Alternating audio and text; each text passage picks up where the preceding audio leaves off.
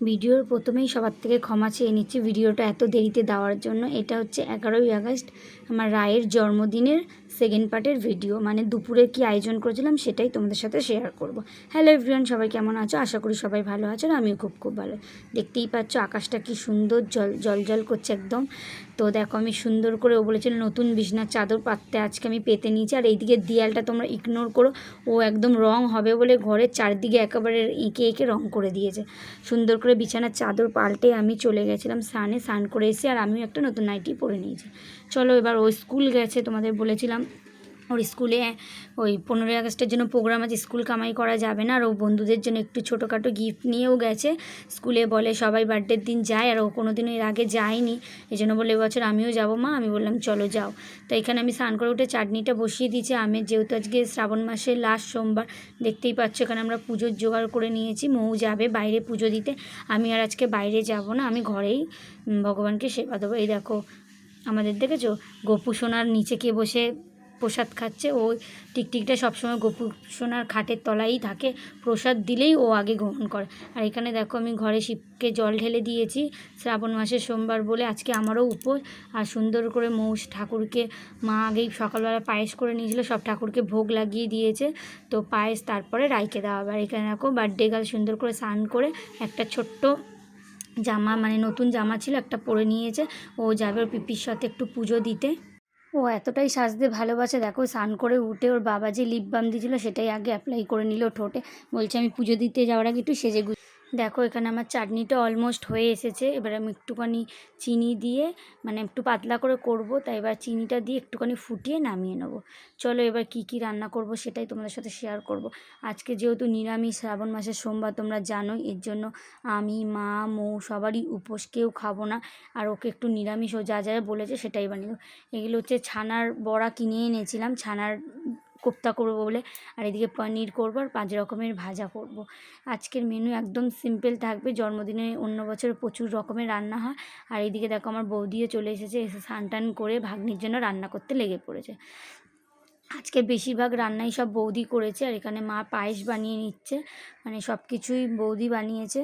আমি চাটনিটা বানিয়েছি আর ভাজাগুলো ভেজেছিলাম, আর কিছুই করিনি, সব কিছুই বৌদি রান্না করেছে। এই দেখো এখানে পায়েস অলমোস্ট হয়ে এসছে।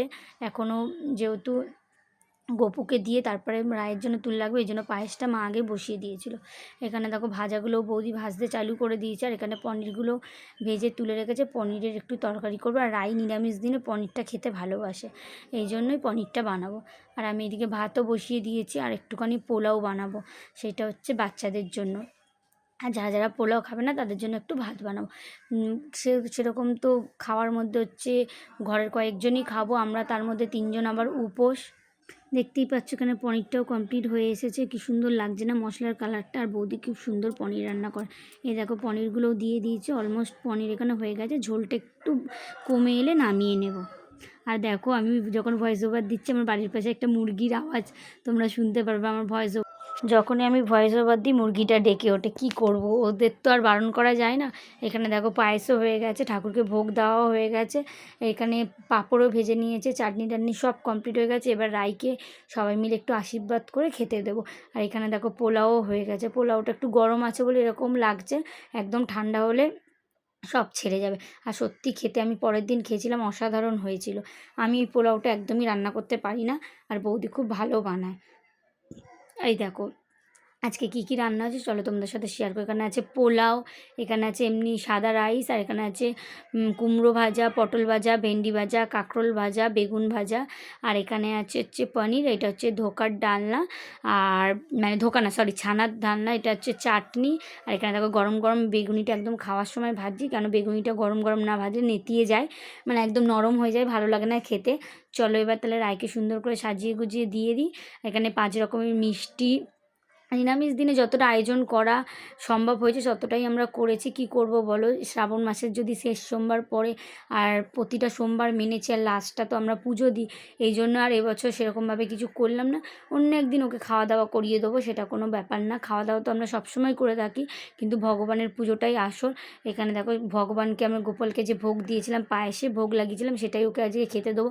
আর এখানে সুন্দর করে সাজিয়ে দিয়েছে চকলেট, কোল্ড ড্রিঙ্কস, মিষ্টি, সব রকম খাবার। আর ও দেখো বসে বসে পোজ দিচ্ছে। ও গেছিলো ঠাকুরকে পুজো দিতে, সেটারই টিপ পরে এসেছে। এখানে ও ঠাম্মুকে প্রথমে আশীর্বাদ করে নিল। তোমরা সবাই ওকে আশীর্বাদ করো যেন খুব ভালো থাকে, সুস্থ থাকে, আর খুব খুব একটা ভালো মানুষ হয়। দেখতে দেখতে যে কী করে যে 8টা বছর পেরিয়ে গেল আমার এখনও মনে হয় না। যাই হোক, কী বলবো, সময় তো কারোর জন্যই থেমে থাকে না।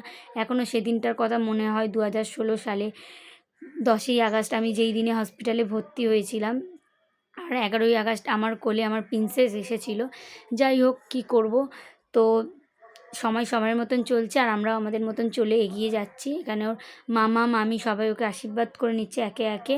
তো ওর বাবা ডিউটি গেছে, এখনও একটু দূরে কাজে গেছে বলে এখনও আসতে পারিনি, ফোন করেছিলাম আসবে। ওর বাবাও আশীর্বাদ করে নেবে, তারপরে খাওয়া দাওয়া করবে সবাই মিলে। আজকে আমি উপোস, আমরা তো খাওয়া দাওয়া করবো না, আমি পুজো দিয়ে এসছে মৌ, সেই প্রসাদ খাবো। আর এই দেখো আমিও আশীর্বাদ করে নিলাম। আর রাতের জন্য সেরকম কিছু আয়োজন করবো না, অল্প একটুখানি আয়োজন করব, যেহেতু আমার যে সোমবার সব বাড়িতে বাচ্চারা পড়তে আসবে, ওদেরকে একটুখানি ছোট্ট করে কেক, পায়েস আর একটু লুচি, আর ভেবেছি একটু আলুর দম বানাবে মা, সেটাই সবাইকে খাওয়াবো। যাই হোক, ওরা আসবে পড়তে বিকেলে। বিকেলের ভিডিওটা আবার একটা নতুন ভিডিওতে আসবে। আজকে শুধু দুপুরের কি আয়োজন করেছিলাম আমরা, সেটাই তোমাদের সাথে ছোট্ট করে শেয়ার করলাম। আর তোমরা কিন্তু আবারও বলছি সবাই ওকে আশীর্বাদ করো, সবাই যেন মানে অনেক অনেক ও ভালো হয়, সুস্থ থাকে। আর এই দেখো ওর বাবাও এসে গেছে, ওর বাবাও আশীর্বাদ করে দিল। সবাই মিলে আশীর্বাদ করো ও যেন একটা ভালো মানুষ হয়, সবাইকে ভালোবাসতে পারে। এই দেখো সব ভাই বোনরা মিলে ওরা খেতে বসে পড়েছে।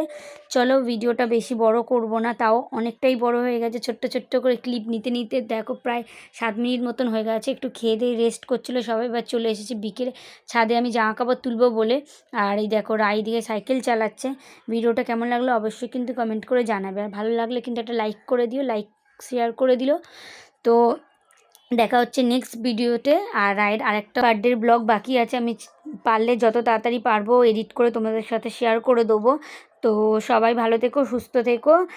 দেখা হচ্ছে পরের ভিডিওতে। Thank you for watching, tata. চলো এখন অনেক কাজ আছে, ঘরে চলে যাই ঝটপট করে। বিকেলে ডেকোরেশনও একটুখানি টুকিটাকি করতে হবে, যদিও না বার্থডে সেরকমভাবে সেলিব্রেশন করি, তবুও মেয়ে চাই একটুখানি সুন্দর করে সাজিয়ে যেন ওর ঘরটা ডেকোরেশন করে দিই। টাটা।